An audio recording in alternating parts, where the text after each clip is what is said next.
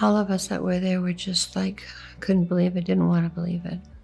And it was hard on all of us. Still is. Priscilla Presley never wanted to be the one to explain Elvis's final days. For decades, she stayed quiet, deflecting interviews, skipping questions, and choosing privacy over headlines.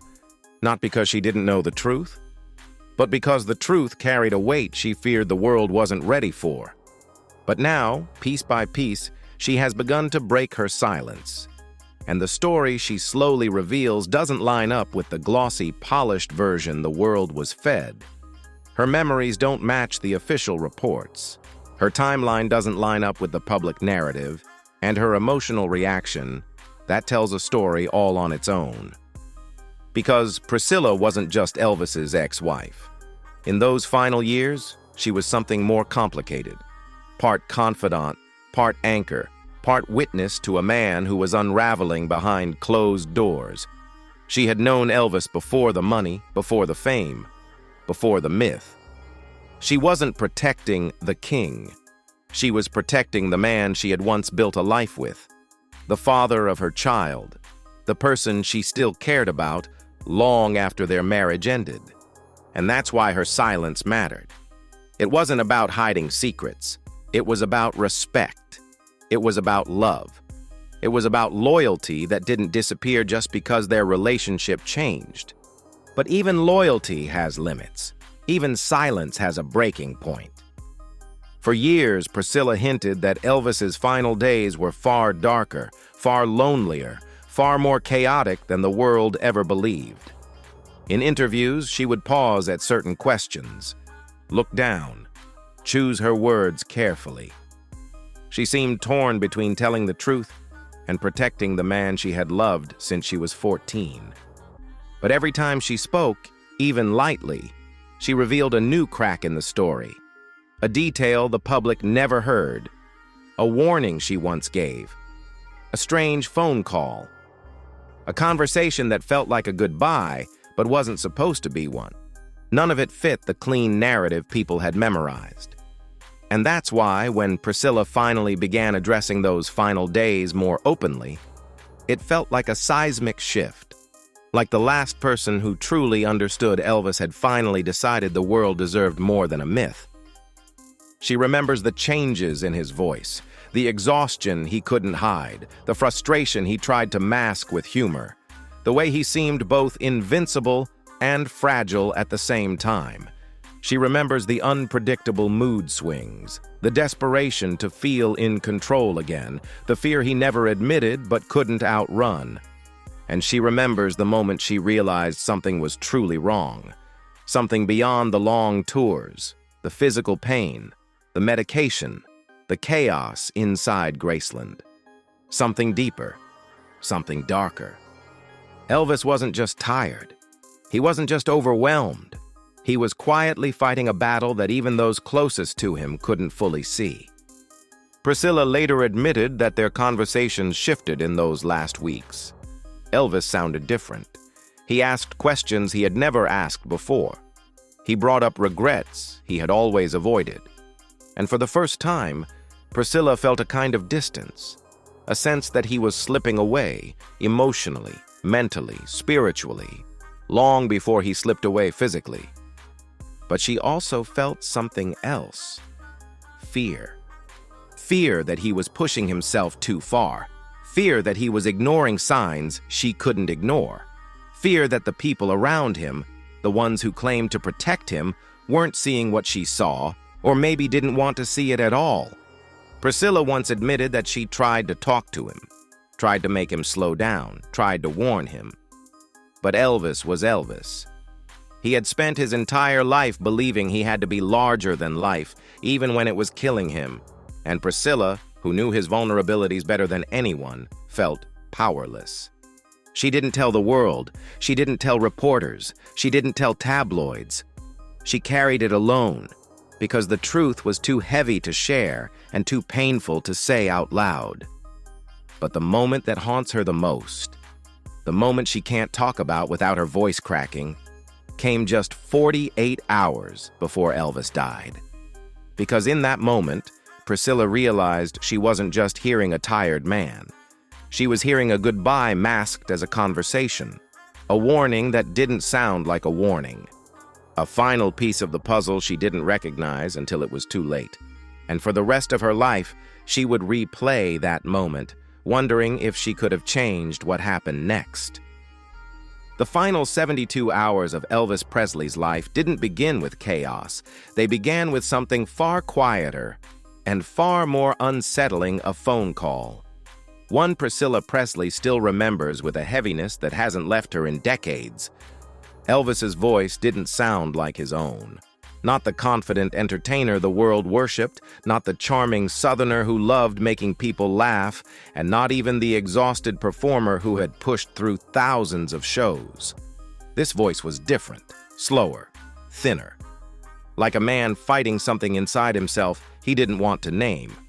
He told her he was getting ready for the next tour, told her he had a lot to prove, told her he felt something burning inside him, a mixture of pressure, fear, and determination that didn't match the upbeat way he spoke about work in the past. And then, mid-sentence, he drifted off, paused, went quiet long enough that Priscilla had to say his name twice. She didn't know it then, but that moment would replay in her memory for years, because that call was the beginning of the unraveling. In those last days, Elvis was at war with himself. His body was failing him, but his pride refused to accept it. His spirit was tired, but his ego wouldn't let him slow down. His heart wanted peace, but the machine around him, the tours, the money, the expectations, demanded that he keep moving until he collapsed. And Priscilla could hear every part of that struggle in his voice. He talked about old memories, about Graceland, about things he hadn't brought up in years, not random stories, personal ones he usually avoided because they made him vulnerable. He sounded nostalgic, almost sentimental, in a way that made Priscilla uneasy. It felt like he was reaching backward instead of forward. She later said he wasn't making much sense. One moment he sounded hopeful, the next moment frustrated, the next moment detached. He jumped from topic to topic, and Priscilla recognized the signs. The emotional whiplash of a man losing control of the world around him. But the part that disturbed her most wasn't what he said. It was what he didn't say. There were long pauses, silence heavy enough to make her heart race. It sounded like Elvis was holding back something, swallowing words he couldn't voice. She asked if he was okay. He brushed it off, said he was fine, said he just needed rest, said everything was under control, but she knew better. She had known him since he was a teenager. She could hear the tension under the surface, the kind he hid from everyone else. And this wasn't the only call. In the hours that followed, Elvis spoke to other people too, members of the entourage, a few close friends, and every single one of them noticed something off. He sounded tired, distracted, emotional in a way that didn't match the public version of Elvis Presley. Inside Graceland, the atmosphere was changing. Elvis stayed up late, pacing, thinking, isolating himself more than usual. His moods swung from bursts of energy to moments of unsettling withdrawal. He talked about the future like it was something he still wanted, but his words carried an edge of finality that no one around him could quite explain. Meanwhile, Priscilla felt something tightening inside her, an instinct she couldn't ignore. She called again, checked in again, tried to get through to him. She had warned him before, begged him to slow down, urged him to take care of himself. She could feel the walls closing in around him, even if he pretended he didn't notice. And then came the final conversation, the one Priscilla has never fully explained to the public. He told her he felt tired in a way sleep couldn't fix. He admitted he felt out of time. And then he said something that froze her completely, a sentence that hit her harder than anything he had ever confessed. A confession that didn't sound like a man preparing for a tour, but a man preparing for an ending.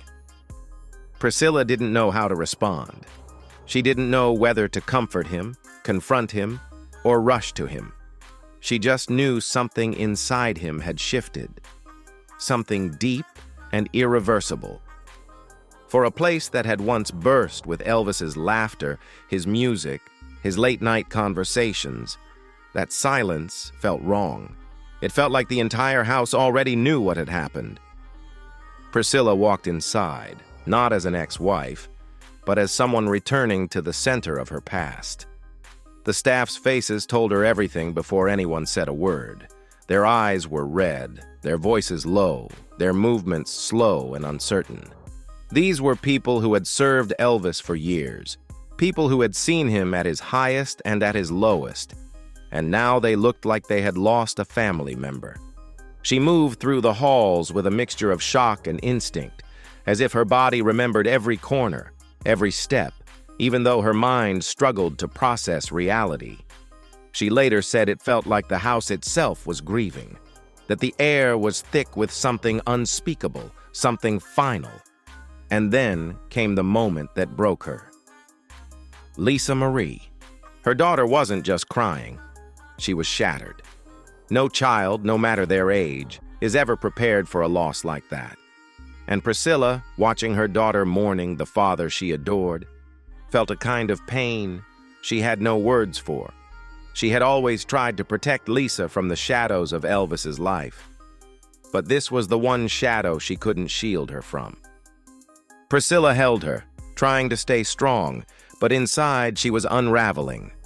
She remembered the last conversations, the warnings her heart had screamed, the changes she had noticed. All she could think was he trying to tell me goodbye? Was he reaching out? Did I miss the signs? But even through her grief, something else pulled her forward. Responsibility. Priscilla wasn't there to rewrite the past. She wasn't there to play the role of grieving ex-wife in front of cameras.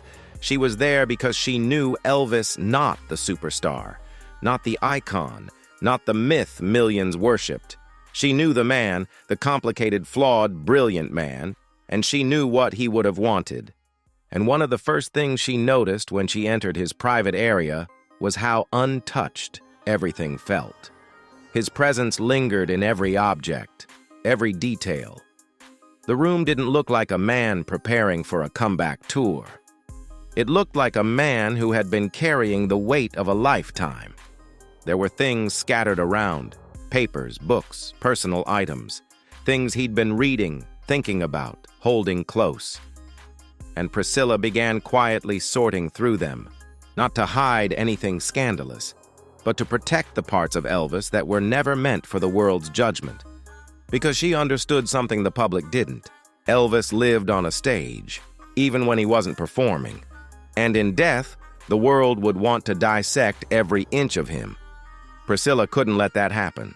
She couldn't let strangers twist the final, private pieces of his life into gossip. She removed the things that felt intimate, notes he wrote to himself, unfinished thoughts, personal reminders, not to erase him, but to honor him. She protected the details that belonged to the man, not the legend. As she did, she couldn't stop thinking about the Elvis she once knew. The Elvis who suffered quietly, the Elvis who feared losing control, the Elvis who wanted to be loved for who he was, not who he was forced to become. She thought about the pressures he faced, the expectations that crushed him, the battles no one else saw. And she thought about the burden he carried, the burden of being Elvis Presley, a man who had to be larger than life even when he felt smaller than ever.